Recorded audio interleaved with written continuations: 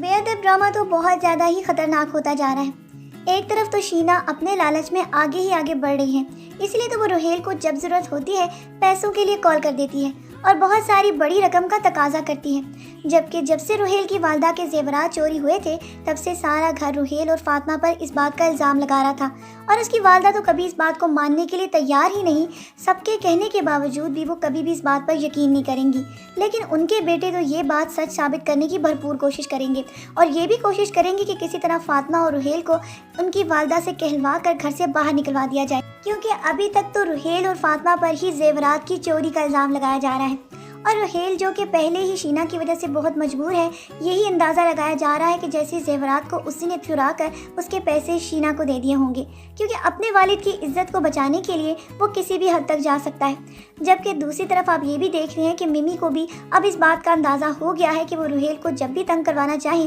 وہ شینا کو فون کر کے اس کو تنگ کروا سکتی ہیں، کیونکہ اس کا تو یہی کہنا ہے کہ اس گھر پر کبھی بھی سکون نہ آئے، کیونکہ جب تک اس گھر پہ سکون نہیں ہوگا تب تک ان لوگوں کا فائدہ ہے، کیونکہ اگر ان کی والدہ نے روہیل اور فاطمہ کی شادی کروا دی تو پھر تو ساری جائیداد اسی کے حوالے ہو سکتی ہے۔ اسی لیے تو فاطمہ کو آئے دن وامق تنگ کرتا رہتا ہے اور اس کو اس بات کا احساس دلاتا ہے کہ ایک وقت ایسا بھی تھا جب میرے والد تمہاری شادی مجھ سے کرنا چاہتے تھے۔ اسی لیے تو فاطمہ اس کو صاف الفاظ میں یہ بھی کہہ چکی ہے کہ اگر تم مجھے اس طرح تنگ کرو گے تو میں تمہاری زندگی کی وہ آخری رات بنا دوں گی اور تمہیں اسی چاقو سے مار دوں گی۔ اس کی دھمکی تو ابھی تک کارآمد ثابت نہیں ہو رہی، لیکن وہ جلدی واسق کو بھی اس بات کے اوپر لے آئے گا کہ وہ دونوں مل کر ان دونوں کو گھر سے باہر نکلوا دیں،